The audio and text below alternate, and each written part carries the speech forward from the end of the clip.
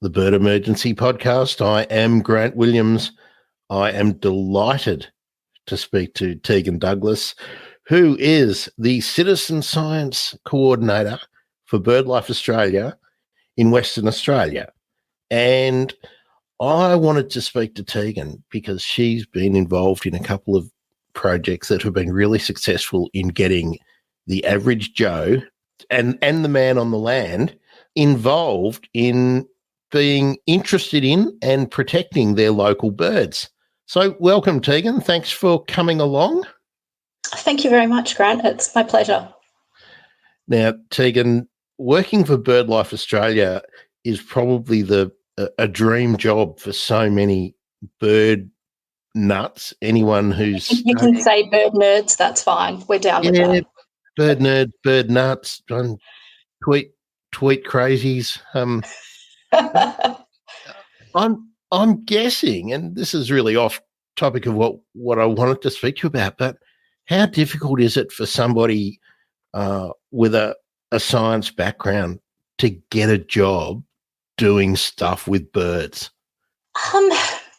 I have actually probably bucking the trend. Like, I have not found it difficult at all. I've found that for scientists that have bird skills, I've found it quite easy. I mean, I do live in WA, so it is a bit of a mining state. There is always people who have skills doing fauna surveys are always needed by mining companies and consultancies. So those skills are some that are in high demand. I mean, I've even in sort of the current coronavirus lockdown stage when a lot of businesses can't operate, I mean, I've still been cold called and asked about being available for work. So as a career path, I can't fault it. I'll just take that a little bit further. Go down the burrow. What's a bird skill when it comes to science work? It can be a whole range of things. So at a really simple level, it's being able to identify birds that you see and hear around you, so being able to conduct bird surveys. That's probably where a lot of the people who would consider themselves to have some sort of bird science skill would be using it in their day-to-day employment. But it also includes sort of all the, I suppose, background or latent science skills that involve data collection and handling and things like that. There's probably very few bird researchers that actually do hands-on bird work, so day-to-day bird capture or sort of animal husbandry or working with zoos and things like that. Most of it is probably out in the environment working with observing birds as they're flying around. Who does the bird capture kind of work? Is that nearly all volunteers or students? It's a mix of both. So you get, both is a mix of a whole range of people. You get academic institutions, so you get research students in universities and researchers in universities that are answering specific questions on a species or a suite of species. You have people within state government who are running translocation programs. You have people who are working for private land management organisations who also have bird projects going on, and some of those involve translocation. One of the really nice things about birds is that just in the same way that we have people, just everyday people who are able to identify their birds, we also have a pool of everyday people who are adept at catching and handling birds. So the bird banding research sort of pathway is something that is also done by a lot of people in their own time for projects that are essentially volunteer projects. So being involved in volunteer and citizen science projects, which is where we were really heading to start with, can be a good pathway for further employment for science research students. I think so, yeah. Yeah. So get out there. All right, get out there. Definitely. There's a lot of I have to, I say this every time when I talk to science students. There are a lot of perks with working with birds.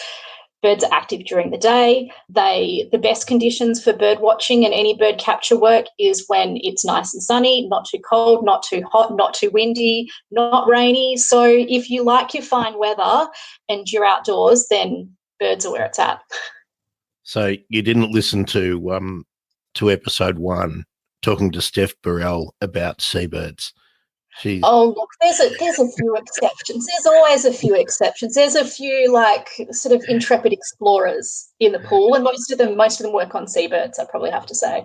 yeah, I think In general. some pretty amazing places that those people get to work. Now, I was really interested to talk to you because you're in WA, and there's been a couple of really great projects there. And being the mining state, as you mentioned, there's a whole lot of corporate money sloshing around, so that a lot of projects that may never otherwise get off the ground get legs over there. I wonder if you could perhaps take us through the most popular couple of projects that you've been involved with, and then could we talk specifically about the Western Ground Parrot? But if you could perhaps take us through the popular and successful projects that have involved just your everyday average tweeter. Absolutely. So probably one of the ones that springs to mind the most, and maybe the one that people might be the most familiar with, is called the Great Cocky Count. And it's actually been built up around monitoring species of black cockatoo in southwest WA. So we're fortunate enough that we have 3 species of black cockatoo that call southwest home. So we have Carnaby's black cockatoo and Bodan's black cockatoo. They're the 2 white-tailed species. And then we have a subspecies of the red-tailed black cockatoo as well. So the forest red-tail is the one that we get in the southwest corner. Are you including? Does that include the new one?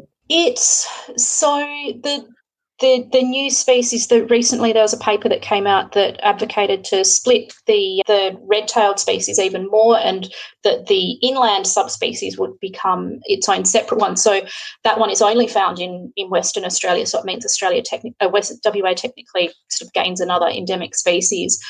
It does occasionally venture into some of the places that we monitor Carnaby's in the Great Cocky Count, but we definitely don't have enough coverage to collect viable data to say something about that population as a whole. Okay, so the Great Cocky Count, what were the origins, and what is the main purpose of the count? Okay, so it started in the Perth Metro, just looking at Carnaby's black cockatoo. We're really lucky in Perth. We share our city with an endangered species.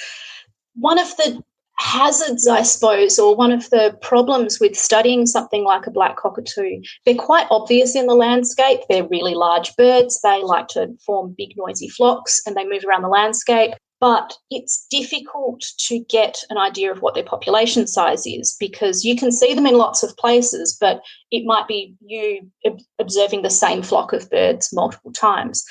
The way that it was decided to monitor those birds is to make use of the species biology, which is the way a lot of the best citizen science projects work. So we knew that black cockatoos, despite where they spend their day, where they're off feeding and drinking, the flocks will come together at night and roost in specific spots. So it'll be a specific clump of trees.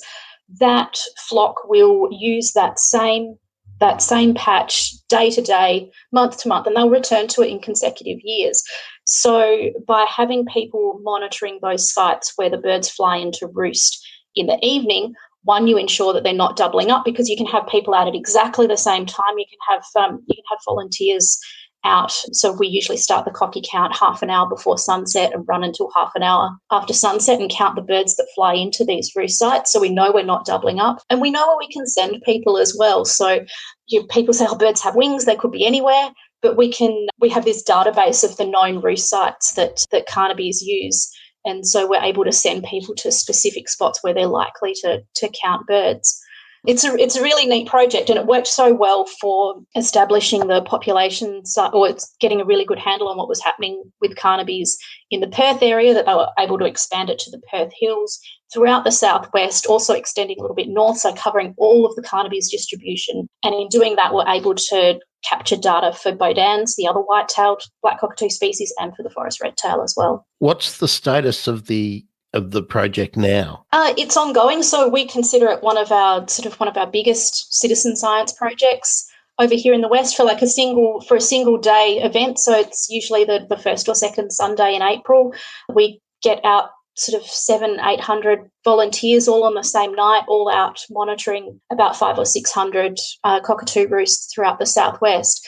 So it has been an annual event. This was due, I think, I know I'm going to get the maths wrong, but I think it's about the 10th annual Great Cocky Count, which is pretty fantastic that we've been able to harness people's enthusiasm to get out there in the approaching dark in April and stand and count birds as they fly into their roost site. It's pretty neat. That's quite a long continual study involving just normal people.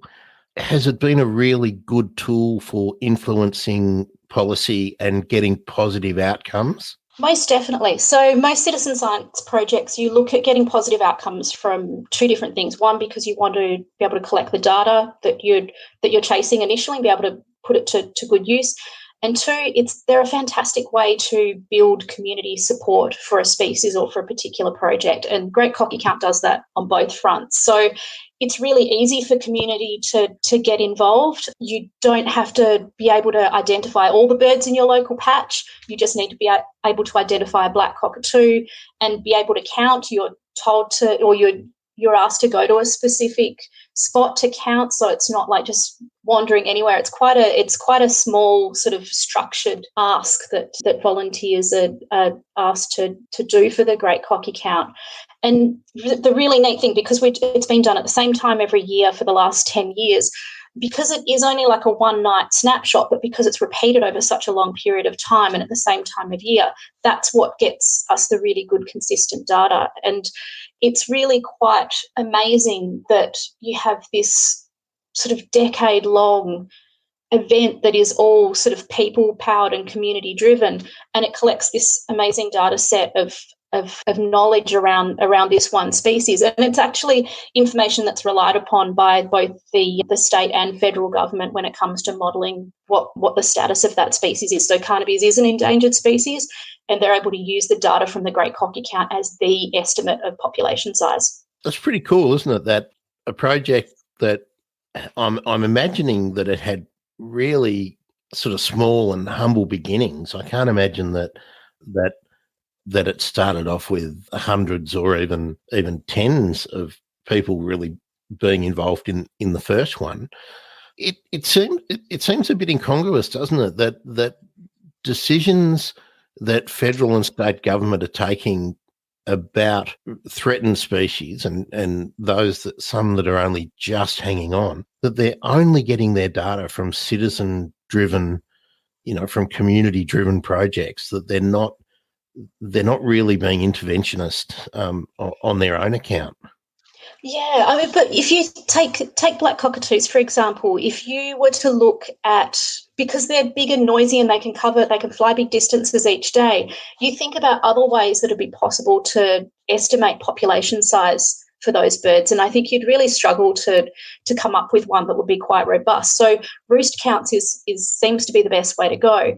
If you were doing that with a fixed workforce, you'd either have to have them out sort of consecutive nights for sort of months in a row to sort of cover all those sites, or you make use of everyday people who have an interest in these birds because we share our city with them. It seems like an easy win to me.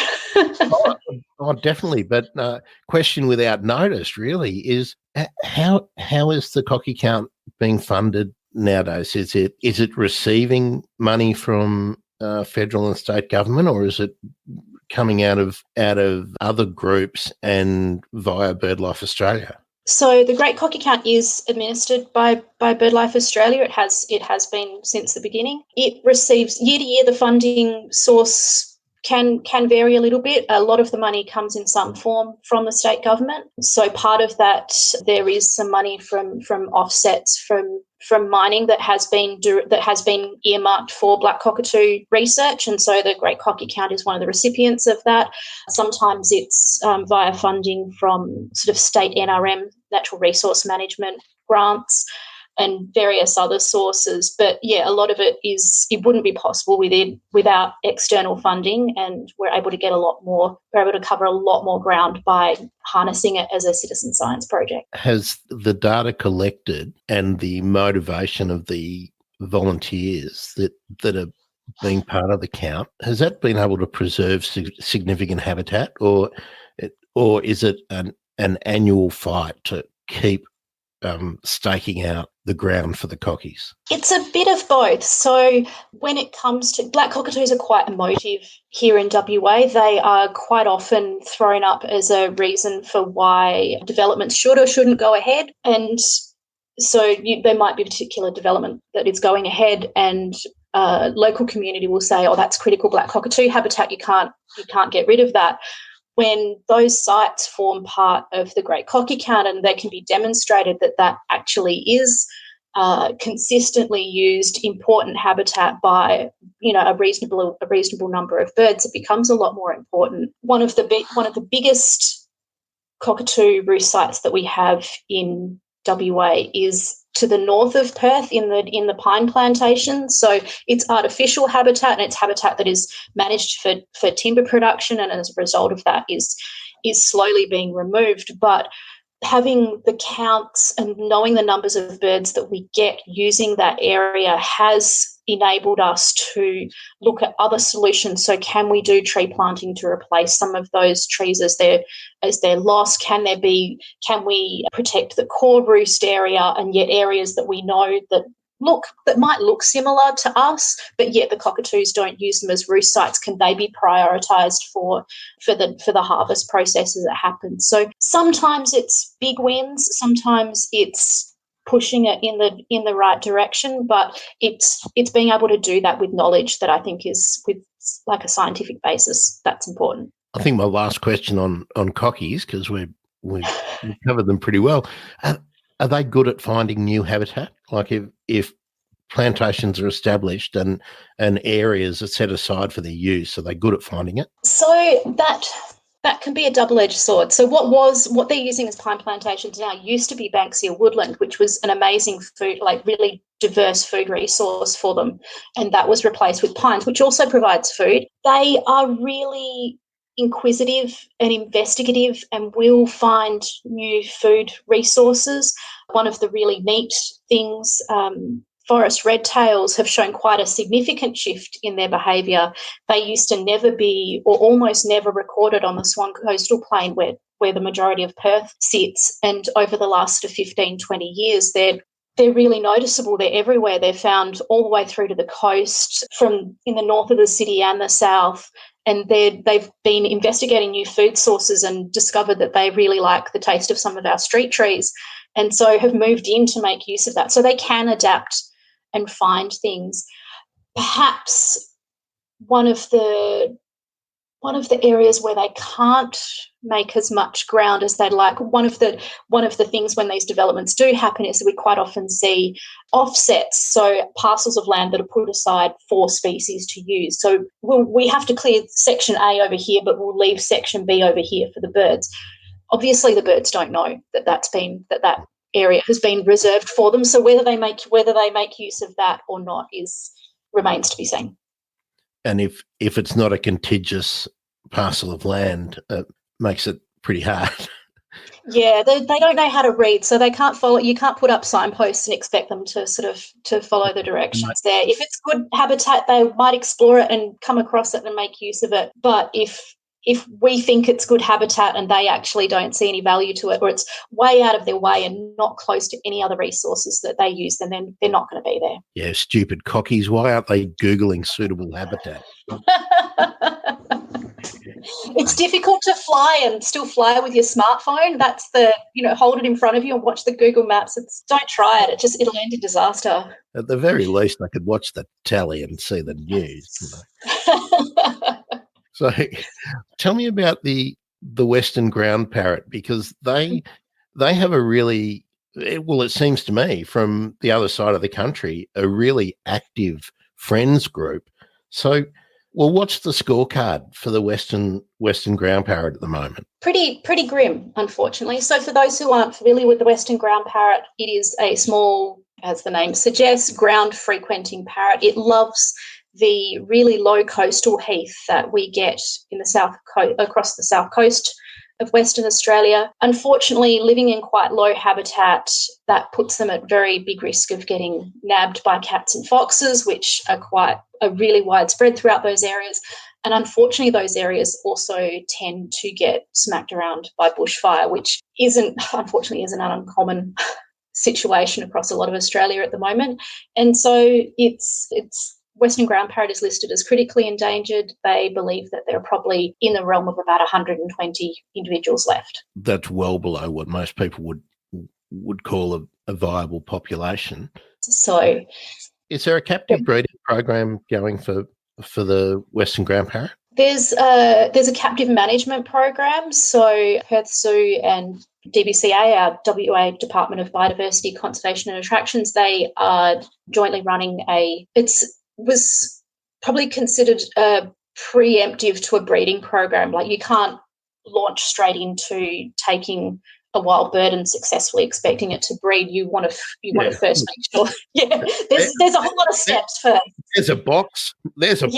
Get in it. That's exactly right. So the first steps we're looking at: can we successfully relocate these birds from the wild to get them to live happily in captivity? And then, because one of the other things about Western ground parrot is that they, given where they live, they're really cryptic. We know relatively so little about them. So things about like their breeding biology, how their pair bonds happen, even things like what their nests look like, how many eggs they tend to lay. You can guess those things based upon other similar species, so based upon what things like eastern ground parrots tend to do, but you're still making a lot of assumptions. So the program at the moment with the Perth Zoo was looking at trying to sort of find some of the answers to those basic questions. Running a captive breeding program is to be viable, to be releasing animals back into the wild that are making that wild population viable is a massive effort. So for people who are familiar with what happens with orange-bellied parrots on the East Coast,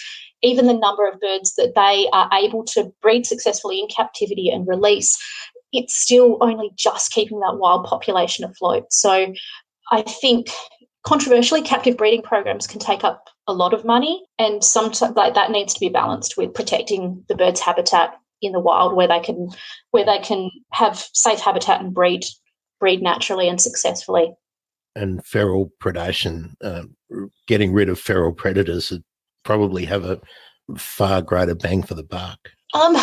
Yes, it's still ongoing costs. It's a lot of money either way. But there's the lovely thing about the South Coast is that we are actually fortunate enough to have a number of threatened species that call the South Coast home. So by trying to control for fire and controlling predators, you're not just protecting one species, you're protecting multiple. There's a perfect lead-in. Let's talk about some of the other species. Let's talk about those ones that are sharing the same habitat, the same distribution as the Western ground parrot. Let's start there. All right. So you have things like noisy scrub. Well, so across the former range of Western ground parrot, unfortunately, their numbers are so low that they believe they're only restricted to one national park. But across that South Coast, you have things like noisy scrubbird. You have two subspecies of Western whitbird, and you have Western Bristlebird as well. So of course, we're all quite bird focused here, but there's also mammals like Gilbert's potteroo. It's a biodiversity hotspot, so there are plant species galore that obviously probably not so impacted by cats and foxes, but definitely just demolished by fire. For the noisy scrubbird, when I was a kid, that was one of the species that got a lot of attention on this side of the country. How are they faring? So noisy scrubbird is one that was actually presumed extinct until it was magically rediscovered, living its happy little life. And it's actually one of the really nice, I suppose, success stories of the South Coast. They were able to DBCA were able to steer a really nice project that looked at reintroducing them to predator-free islands off the South Coast. And so they're estimating, I think the current estimates put population at about 1,000 birds, which is still not very many, but it's still 10 times as many Western ground parrots. as you have, and sort of looked at, they've got them in multiple populations on the island as well as on the mainland. Prospects are looking pretty reasonable for them with ongoing predator control. Now, you mentioned bristlebirds. I reckon that most people who could be tramping around the South Coast, if anybody who wasn't a real bird nerd, they might see a bristlebird, but they wouldn't really see it because they are nondescript, aren't they? They are. In fact, all of those South Coast birds are like colloquially known as skulkers, which is a pretty apt description. Most of the photos you see of bristlebird tend to be of them darting across tracks because the habitat is so low and thick. I have to fess up and say that I've never actually seen a bristlebird myself, but yeah, don't shaking your head at me. I was shaking my head because I'm not surprised. I have done many an expedition in my younger days looking for bristlebirds. And I think I've heard them, but I sure ain't seen them. Definitely. Even if you're in a spot where you are 100% certain that there are birds there, your chances of seeing them are quite slim. Being able to recognise their call and hearing them call is probably the consolation prize that you're going to have to accept. Yeah, that's right. Western Australia's got some of the most amazing landscape and habitats, and I think it's a third of the country and about the same proportion of bird species, Australian bird species, in Western Australia. Would that be right?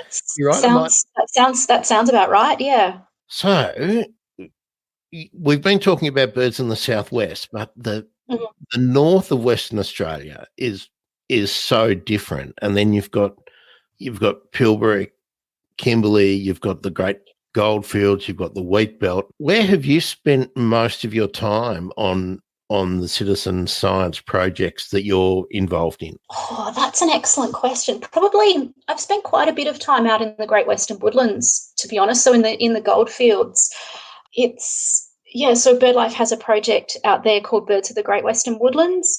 Probably Great Western Woodlands deserves an explanation because it's not that well known. It's actually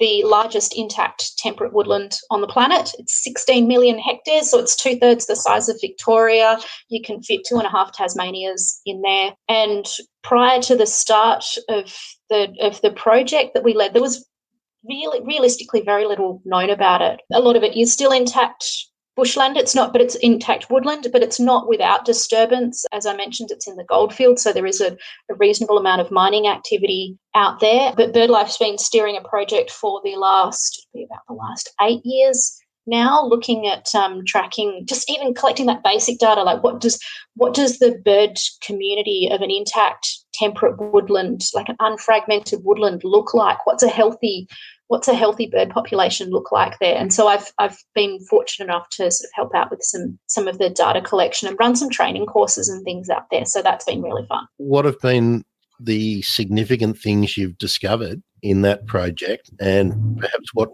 what's been the most surprising thing that you learned? Probably. So one of the reassuring things is that in general the bird populations there are quite stable, which is really nice to hear given the size of the woodland.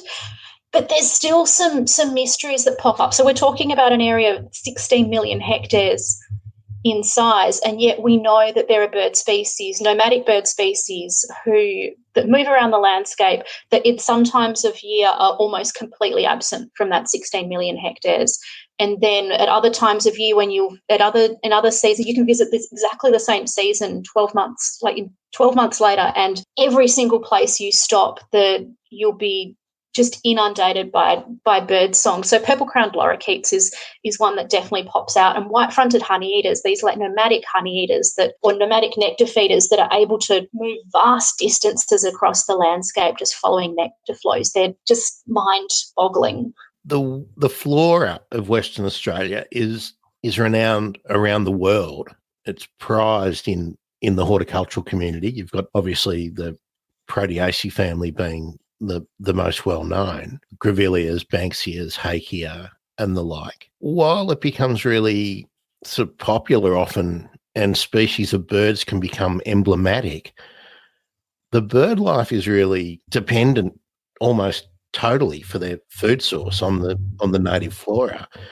How successfully have we been able to, and I say we, really talking about West Australian government and the federal government, being able to preserve the flora that the bird life that we all love is just dependent on? Is that a losing battle?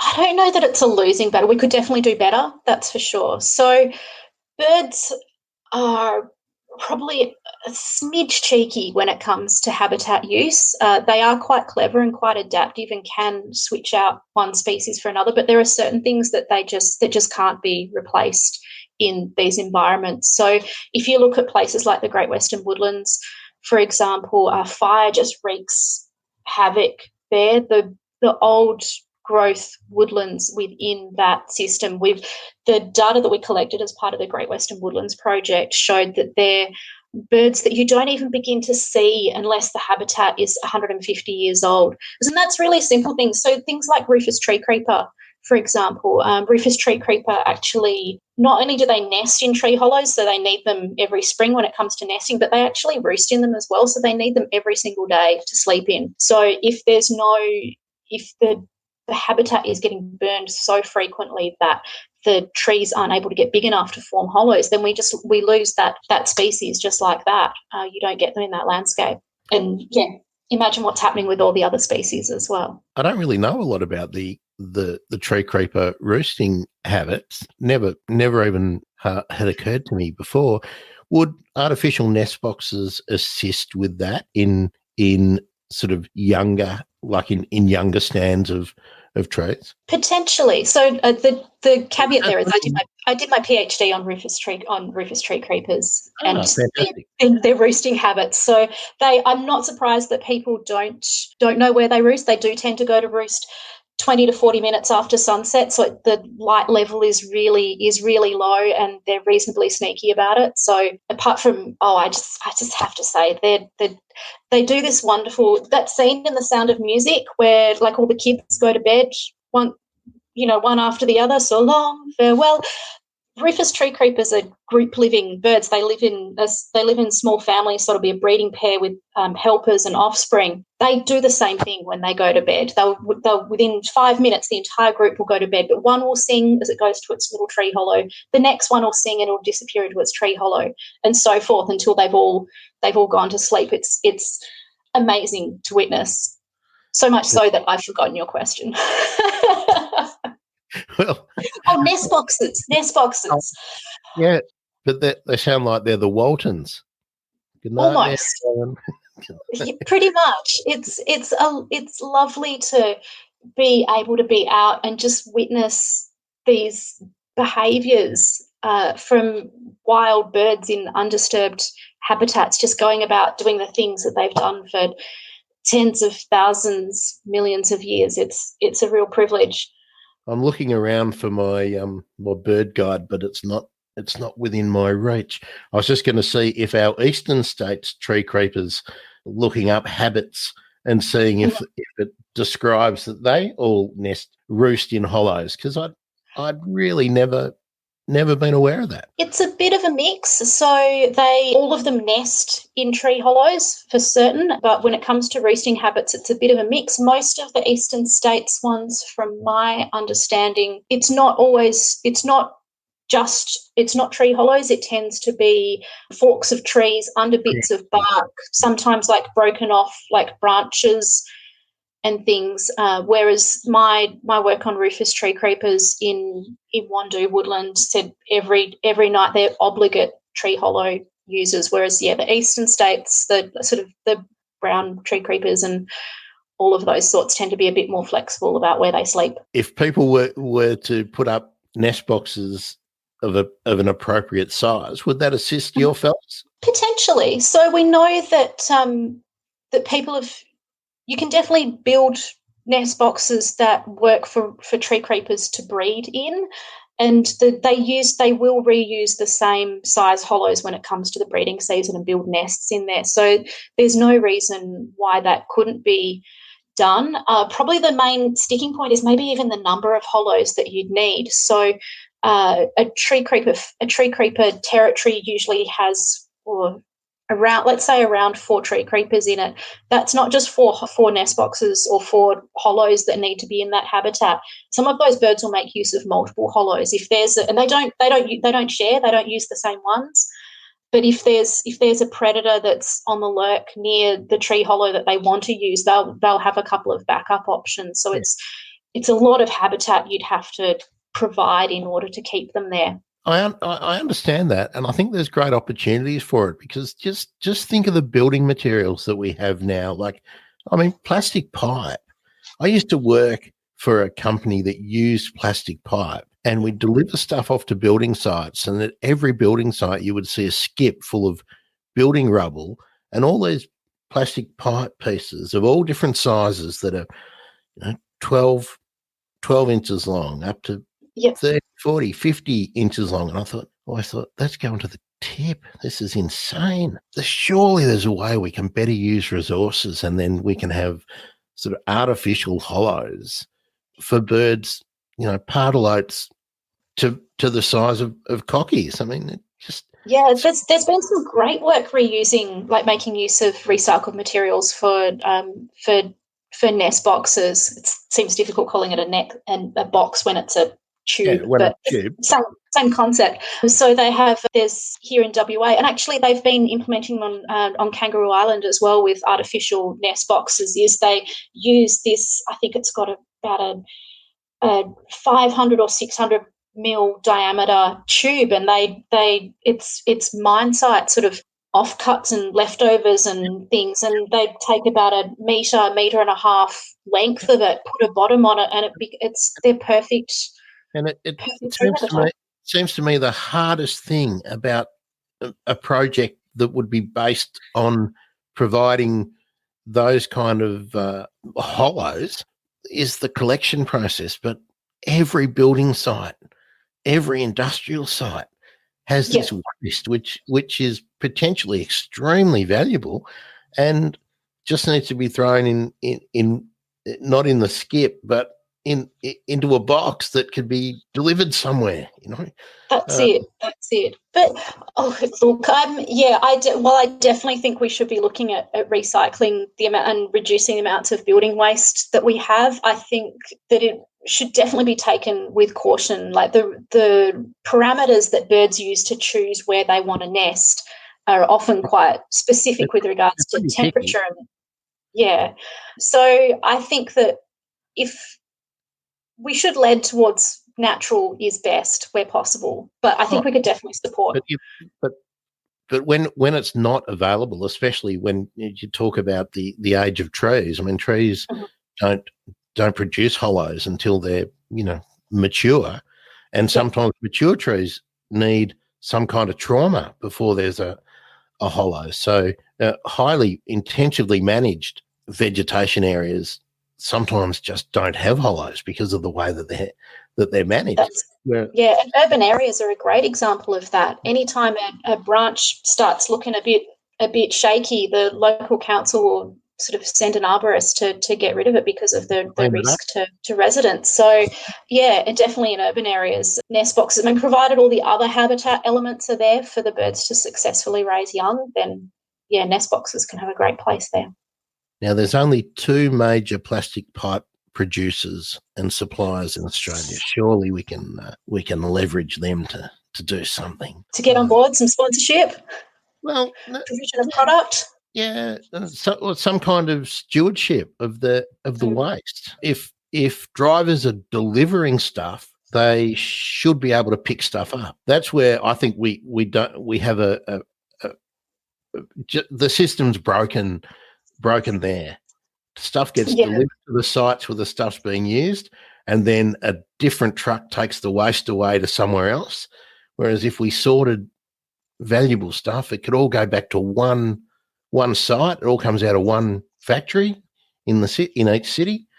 Yeah, absolutely. brain ticking over. All right. You sound like you've just created about 5 new jobs for yourself. So, Oh well, it's something that for 20 years has been something I've been amazed. You see the sewer pipe, which is big enough, or and similar products, which is big enough for cockies, and it's worth so much per foot or per meter. It's really expensive stuff, and in most cases, people, well, from what I used to see, they don't want to pay the tip fee to get rid of it, so it gets pushed into a pile and incinerated. yeah, So what it's a waste. it's just bad on so many levels. But it's just common practice, and because nobody thinks about it, it just nobody thinks about it. There's some junk. Yep. Let's get rid of the junk. Yeah.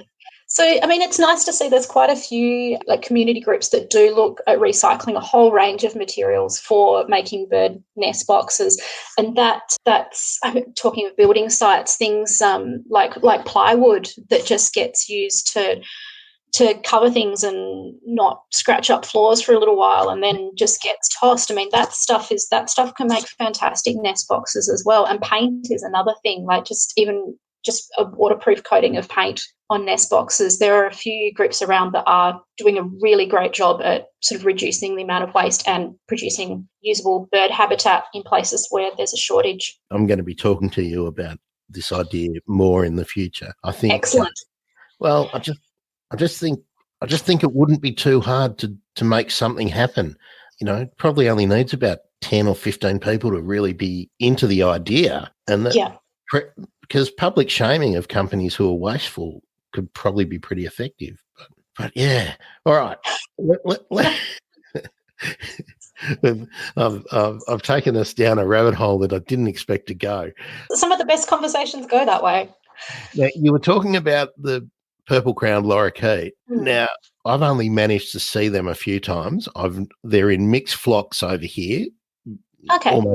Almost exclusively. They'll be hanging out with the musk lorikeet and the rainbow lorikeet and with the little lorikeet, who is really, you often just don't see it because it's so small and it's way up high. So you hear purple crown lorikeets more than you see them.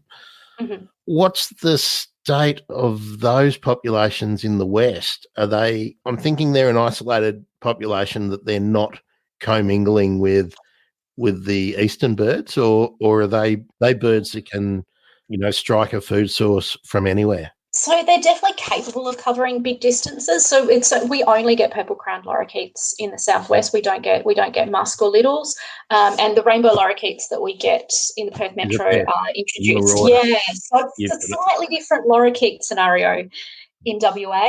We have native lorikeets in the north, like some of the tropical species, but in the southwest, the only native one we have is purple crown. So they're quite easy to pick apart from the others, which is nice.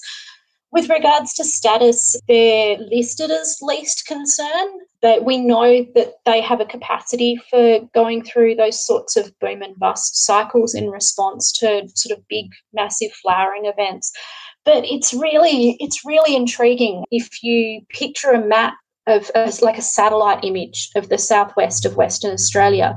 There's this visible from space line that marks the difference, but it marks the wheat belt, the cultivated agricultural land, and the undisturbed Great Western woodlands on the inland side of that. We have these small parrots that need to feed on nectar, like that feed just on nectar, and need to be able to find sufficient nectar to fuel themselves as they move across the country. How they manage to, we know that we get those birds in the Great Western Woodlands. We know that there are times of year that they're not there. We also get them in the southern forests, closer to the coast and along the south coast as well. But how those birds, do they all funnel through the same small area using the same limited amount of resources?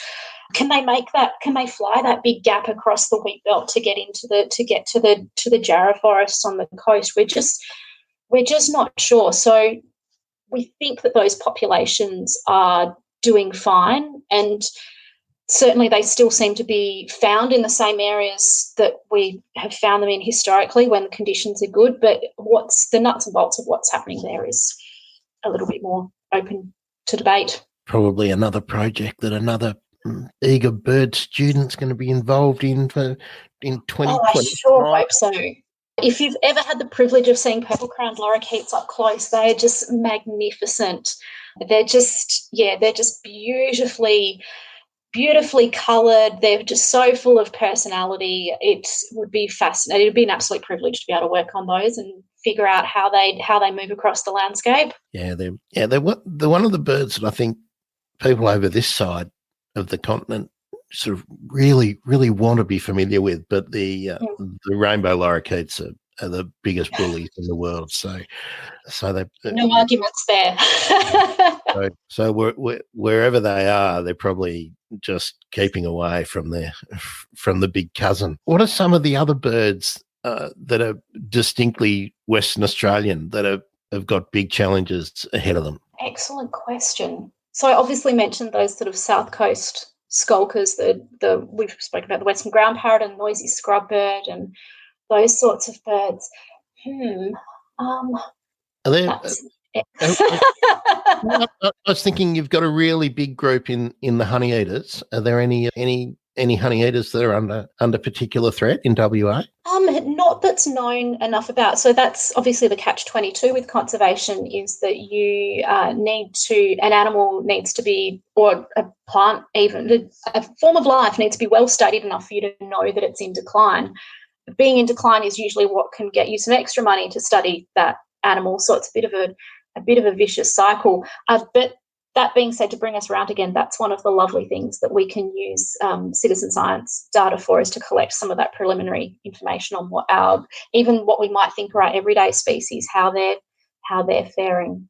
So yeah, we do have some lovely honey eaters in the southwest, in WA as a whole. So Kimberley honey eater, of course, but also some of them that have quite close allies on the east coast. So we have the western wattlebird, the split of the little wattlebird. We have our glorious western spinebill that I think is way more handsome than that east coast ratbag. But that's a bit of West Coast bias for you.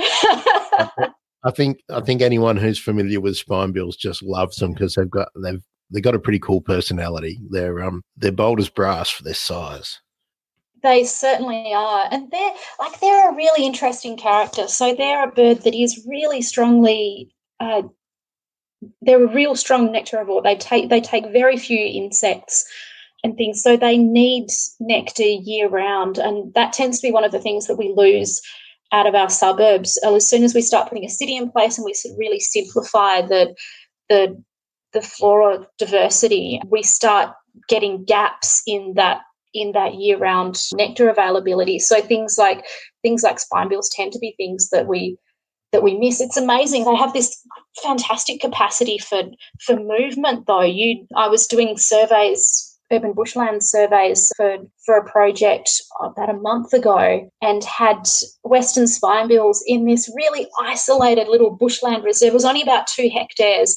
It was mostly full of sort of noisy, pushy things, and then it had this beautiful male western spinebill in there as well, just feeding furiously on everything. They'd be kilometres away from any other useful food source. So they're outstanding. I'm old enough to remember the big push for using native plants in your gardens in the 60s and 70s, and that when the gardens that were planted when I was a kid were mature, probably 15 years ago, and some continuing to now. And that was a real boon for native birds. And I'm guessing that happened in Perth as much as it did in Sydney, Melbourne, Brisbane, Adelaide, and every other garden in the country. But it went out of fashion. It really went out of fashion. Who are you? What are you talking about? Went out of fashion, native gardens. Well, Paul Bangay, Jamie Drury, these,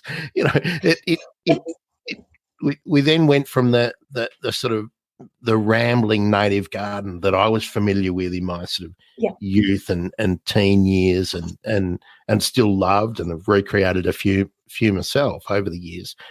But now the more formal and going back to the well-known European plants has, I think, been one of the reasons that a lot of our nectar-feeding birds in gardens have sort of disappeared, and that the thickets and whatnot that we were producing, that meant that thornbills and fairy wrens and things like that had somewhere to be.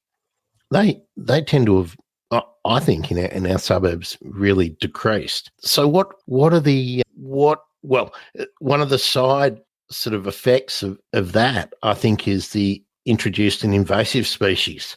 What are the invasive species issues that are a big challenge for native birds in Perth?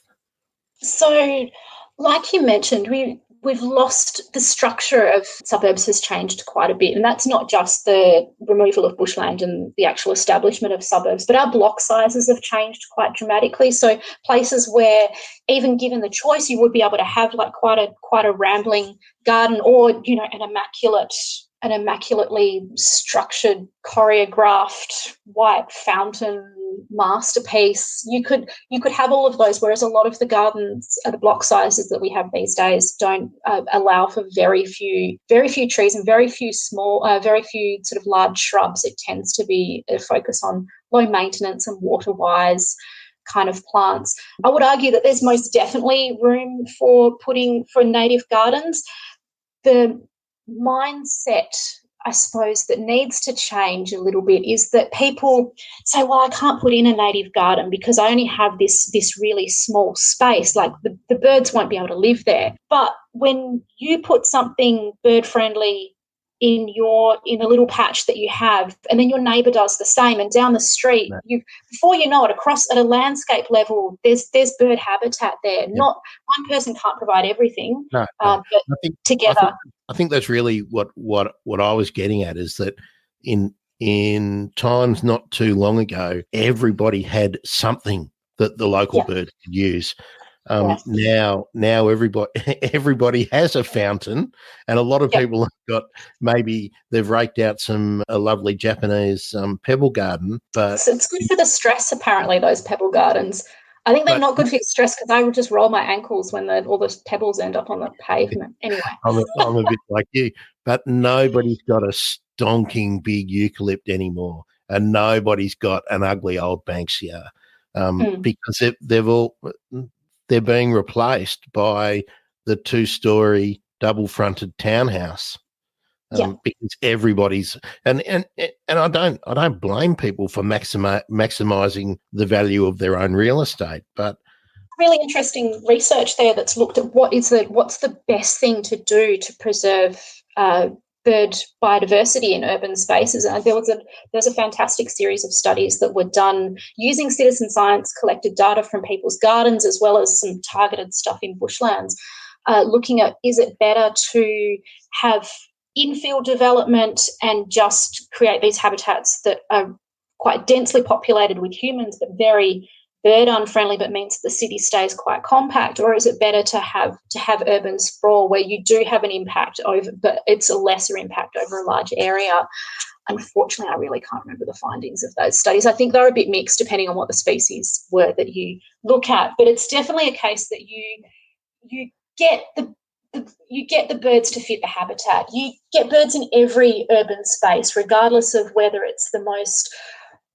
Right, it can be the back of your local takeaway shop. There will be birds there, but the quality of the bird, possibly, or the diversity of birds that you get, is definitely a reflection of the environment. So you might get ravens and silver gulls and the occasional bin chicken out the back of your local takeaway, but if you compare that with something where there has been native plants put in, you will get honey eaters. You might be close enough to a reserve that you're lucky enough to get some of those thornbills or those fairy wrens, those shrub-dependent birds visiting. You definitely get what you put in with gardens. Now, Tegan, will you accept a challenge? Can I hear what the challenge is first? I challenge you to find that research and send me the link. So absolutely. I think that would be cool. All right. What I always am interested in when I speak to someone who's into the whole bird world, and you're very much in the bird world. What gave it away? when did you become aware of your interest in birds that not everybody has? Like when did you realize you were different, Tegan? Oh, it's if you ask my parents, I might say I was always different. It's tough to say. I think my grandparents always inspired a love for the environment from a very young age, and I hit my teen years and thought that could just be a side project, and I could go out and do other things. And it was only in my 20s I went, well, I really love the environment so much. Why don't I try and make a career out of it? And we'd had this second year ecology. Yeah, so I went back and I enrolled in university as a mature age student, and we had this second year ecology unit led by this amazing stalwart of Australian ornithology, Stephen Davies, and he took. Yes, yeah, absolutely, and he took students I've invited every year. Yeah, he's wonderful, and he took every year would take groups of students out to do actual on ground bird and reptile work, and for many students it was the first time that they have an opportunity to see those uncommon species, the non-urban species, those real bushland birds up close. And from that I was hooked. Favorite bird? Is it the purple crowned lorikeet? Purple crown lorikeet are pretty special, but I think I can't go past. Babblers have to be my favourite genus. I can't lie. I think, as well as studying Rufous Treecreepers, I also studied white-browed babblers, and there's been that video of that grey-crowned babbler in the basketball doing the rounds recently, which I love, but I still think white-browed babblers would be my favourite bird. Okay, because that was the next question. What's your favourite babbler? So I think two for one right there. Have you seen any of the inland species I've been lucky enough to see Hall's babbler, and I've seen chestnut-crowned. Very nice, very nice. Well. Yeah, so Hall's babbler, they are the most dapper looking characters. Like, all babblers are pretty neat and fat. Despite them being birds that just dive through the shrubbery all the time, they tend to look pretty neat and tidy at the end of the day. But Hall's babbler are just spectacular. That chocolatey brown and the really big white eyebrow, they're beautiful. When you sling your favourite binoculars around your neck and you're out there amongst it, are you a ticker? Are you ticking birds off, or are you just into it? I'm a bit of both, so I do keep a list, and when rarities show up, I will go for it. I'll make a detour for a bird. I'm not one of those people who books a plane flight to go and see something rare that's blown in. I think while it's really nice to see those unusual things that we don't see very often, quite often they're just really bedraggled and looking a bit shell-shocked because they've been blown in by some storm or just washed off some ship, and they're just dazed and confused. I mean, nobody really wants to stand around and gaze at a victim, No, that's right. But see, there's an absolute joy to seeing birds in the place, like the landscapes that they've evolved in, and doing the things that they do that they've evolved to do. There's something really magical about that. So I think I probably get more out of that than the twitching experiences. Yeah, I totally agree with you on that. So bearing in mind that answer, what's the one that eludes you? What are you still out there going, why haven't I seen this? Oh, starfinch. Oh. So I did every year the Australian Way to Studies group does an expedition in northwest Australia, led up until very, very recently by the indefatigable Clive Minton, and we drove up for this year's expedition. Unfortunately, this was the first one without Clive because he passed away late last year, but we decided to drive up specifically to try and snag some starfinch excitement on the way, and as well to explore those beautiful parts of the state, like just the as you head through the northern goldfields and into the Pilbara and the Kimberley, it's just stunning. But the cherry on top of the cake would have been starfinch, and we had 2 trances, the drive up there and the way back, and we dipped both times, unfortunately. Yes, I still haven't seen a diamond firetail, and I've been to so many places where someone said, "Oh yeah, saw a couple yesterday." Yeah, you should have been here last Saturday. Yeah, always they're the worst. Now you've just mentioned so many of the fantastic places in the great state of WA, and currently allowed to visit. Yes, all the riffraff from other states can just hold their horses for a little bit longer. Yeah. Now, so many people on the east have not seen much of the west, and of course we have a lot of listeners who are not in Australia. Yeah. Now, you can vouch for the fact that nobody will be disappointed by taking a trip to Western Australia, but as an avid twitcher and gazer upon all things avian, where is your favourite place to go with your pair of binoculars? I really, so many options. I really love Dryandra Woodland. So it's about 2 hours out of Perth, on the 2 hours sort of southeast of Perth on the way down to Albany. And it's this beautiful open woodland. It just has this really slightly otherworldly look about it. It naturally doesn't have much understory, so you can see quite a way. And it's a termite-driven ecosystem, so it has lots of animals that like tree hollows because the termites just create heaps of them. So it's one of the few places in the state that you can, to go on a little non-bird segue, that you can have the chance of seeing numbats. But it has some of those birds I was talking about, so Rufous Treecreeper, White-browed Babbler.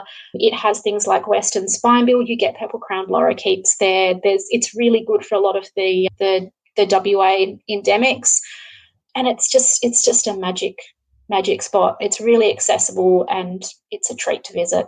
Sounds fabulous. Now, I'm not immune to the need for ratings, Tegan. Now, I'm always looking for a way to stir controversy. Oh, yes. All right, then. What's your favourite bird guide? Oh, that is controversial. I like it. It's not even within arm's reach because I put it in my backpack when I went out the other day. I don't often take field guides places, but when I do take books somewhere, they need to be able to put up with field conditions. I think we're really lucky in Australia. We've got this fantastic choice of field guides, but the one that if I went to grab one on my way out the door, I think my trusty Simpson and Day is what I go for. All right. Simpson and Day is in your survivalist kit? It is. So there's 2 things that I like about that. One, the plastic cover adds a fantastic element of waterproofing. And 2, I tend to come across a reasonable amount of beachwash seabirds, and there are none of the other field guides that have those amazing bill profiles in the front and end pages. So that's two of the main reasons why it gets a big tick from me. Okay, that goes on my scoreboard. I think when I get to 100 episodes, then I'll go, all right, the winner is. You're going to get a new field guide come out like halfway through your scoring, and it's just going to throw everything up in the air. Oh, well, you got to be flexible in today's world. Right? That's true. That's true. We've got to adapt. Now, Tegan, where can people chase you down if they need to, and what would you like people to be aware of out there in terms of resources? Oh, so people can. So first off, the easy one. People can chase me down on social media. So I am on Twitter, and it's just at Tegan Douglas. So I'm usually there chatting about birds and other miscellaneous stuff. Some nonsense, not always. Retweeting babbler videos. Oh, always. I'll retweet every Babbler video I can find without fail. So yeah, I'm definitely contactable that way, and ditto on Facebook. You can shoot me an email. So yeah, I do work for Birdlife Australia. So it's tegan.douglas@birdlife.org.au. What was the second part of your question? Oh, resources. What sort of things do you think are out there online for the interested potential citizen science participant that they could have a look at to get an idea of what they could be involved in and what might be required of them? So I think one of the great ways to get involved is to simply get a sense of what's out there. One of the nicest ways to do that is just to get on some of the newsletter mailing lists. So BirdLife Australia does a monthly newsletter. In WA here, our branch, BirdLife WA, has a fortnightly newsletter, and that always lets people know of what's going on and how people can get involved. And yeah, we have a whole heap of citizen science projects for people who judge their ability at all levels, who judge their time availability at all levels. There's really something for everybody. Well, yeah, I agree. That just get into it. I think so. Birds in backyards is probably a fantastic place to start, because particularly at the moment, a lot of us have been spending a lot more time at home than we have been in the past. So our Birds in Backyards team at BirdLife Australia, it's a nationwide project. We ask people across the country just to do seasonal bird surveys on their property or in a spot that they visit quite a lot, and that's a really easy place for people to start, because people tend to be generally familiar with the things that drop into their garden and their space every day. And the Birds in Backyards website, so birdsinbackyards.net, has a whole heap of resources about identifying any of those slightly trickier customers that would definitely send you in the right direction. Now, Tegan, I know that if I asked you another 15 questions, you'd have no trouble. I did promise I could talk about birds for hours. You did, and you haven't disappointed, but I am mindful of how much time I've taken up with you already today. Now, but something tells me that we'll be discussing some bird issues again. I'd love to.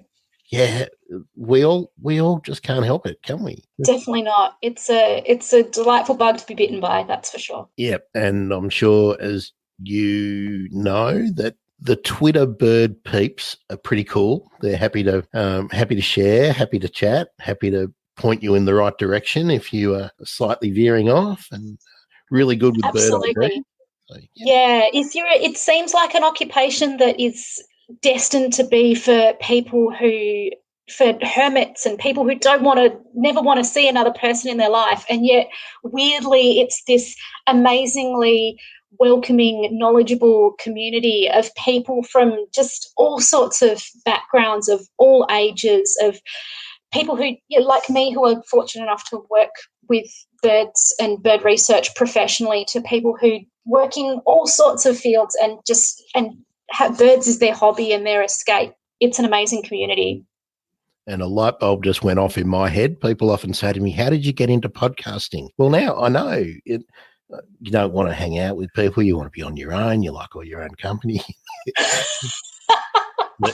Being a bird nerd and being a podcaster, that makes perfect sense. So, what a fantastic match! Well, thanks for turning me on to that. That makes a difficult dinner party conversation. Like, how did you get into podcasting? That makes that a very easy answer. Now, Tegan Douglas, thank you so much. Yeah, I was going to spring another question on you, but I think we'll leave that. It wouldn't be fair, but I hope next time we talk, I hope you can say, starfinch, I found a starfinch. Fingers crossed. So do I. I don't have any plans for heading to starfinch country super soon. Actually, there might be a window of opportunity. I'll get back to you. Actually, no, there's the final question, which is the pretty standard one. So, Tegan, what do you see happening in in your future, in your career in the next 5 years? In the next 5 years, well, you mentioned at the top of the show that it's probably sort of a bird researcher's dream job to be working for like an organisation like BirdLife Australia, and that's definitely the case. So I would be more than happy to be here doing really similar things, just inspiring people to get out and enjoy our wonderful native environment and our birds, and being inspired to learn more about them and the habitats and how they should be protected. So more of the same in the next 5 years, please. We love to hear that. More birds, less COVID. Every time I'm getting that on a shirt. All right. Oh, I'll be happy with 2%, Tegan. You can have the rest. All right. Someone's calling you now too. Yeah, I know. I can't get away from work for too long. Can't get away from work. That's great. Well, Tegan, thank you. And I hope that people have really enjoyed hearing a little bit about your story and the amazing birds and the habitats in Western Australia. And if they loved it, they should give us a review wherever they're listening, and they can tell me how I can do my job better, and they can tell Tegan how fantastic she is. Thanks very much, Tegan. Thank you, Grant. It's been great.